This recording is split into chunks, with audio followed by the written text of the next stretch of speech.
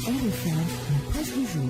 La presse de ce mardi 16 février 2021, passée en revue par Georges Détié-Diop.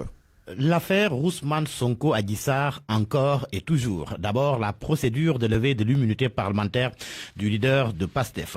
Les journaux, Le Quotidien et L'Observateur indiquent que les membres de la commission ad hoc sont connus. 11 députés ont été choisis pour enquêter sur les faits qui sont reprochés aux députés de PASTEF. 8 de la majorité parlementaire, 2 de l'opposition, Cheikh Mbacké Bara Dolly et Moustapha Guirassy, et un non-inscrit, en l'occurrence Fatou Ndiaye de Rewmi.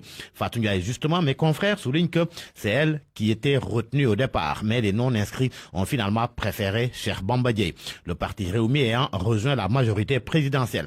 Lors de la constitution de la commission ad hoc, l'opposition s'est interrogée sur l'opportunité de lever l'immunité parlementaire de Sonko alors que le réquisitoire introductif du procureur de la République parle de plainte contre X.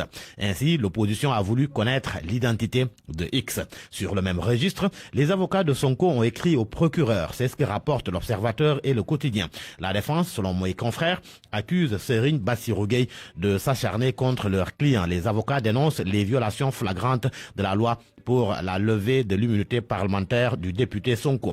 Ils affirment que, pour la première fois au Sénégal, un réquisitoire est pris contre X. Les tests ADN dans tout cela, l'Observateur s'y intéresse et indique que l'histoire des viols répétés reprochés à Sonko peut faire appel à des tests ADN, lesquels peuvent ne pas être déterminants, même s'ils peuvent fournir d'importantes informations pour le juge d'instruction du 8e cabinet. En tous les cas, dans cette affaire, Sonko Adji Sarr, la justice est sur la sellette. Du moins, si l'on en croit Enquête. Le journal note qu'à la majorité, qui invoque un litige entre particuliers et s'en remet au verdict des tribunaux, le camp de Sonko oppose un complot politique et semble plus se fier au jugement de l'opinion. Pour les uns, le procès est la seule voie pour régler le différend. Pour les autres, il faut surtout un rapport de force pour ne pas subir la jurisprudence Karim Wade Khalifa Ababakar Sall. Certains estiment, selon Enquête, que tout ceci est la résultante d'une crise entre la justice et une bonne partie des justiciables. Le grand parti, il faut le noter, est du côté du leader de PASTEF. D'ailleurs, Vox Populi souligne que Gakou a pris fait et cause pour Sonko, à qui il a manifesté toute sa solidarité. En plus, le grand parti a demandé à ses députés de voter contre la levée de l'immunité parlementaire du leader de PASTEF. L'ancien président Abdoulaye Wade, lui, s'est prononcé sur cette affaire.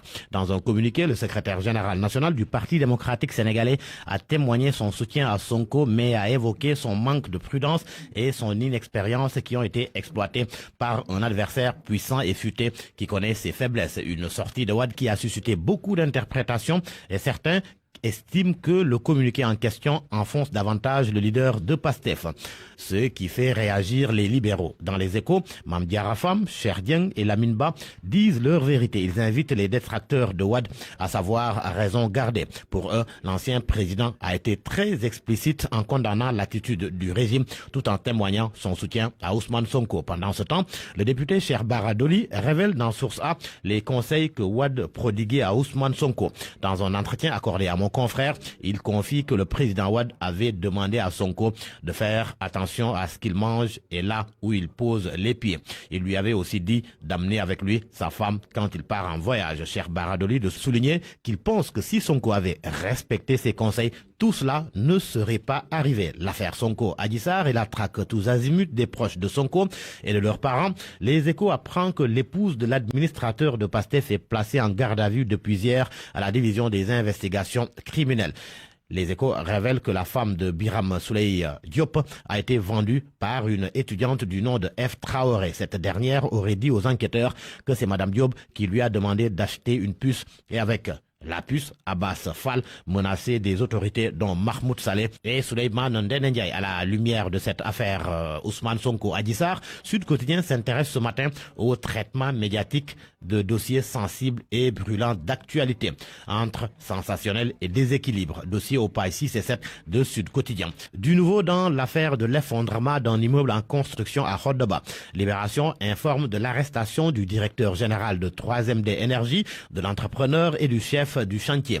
Le dossier est confié au juge du 2e cabinet de Thiès. En cause, il n'avait ni permis de construire, ni assurance. À vos kiosques et bonne lecture.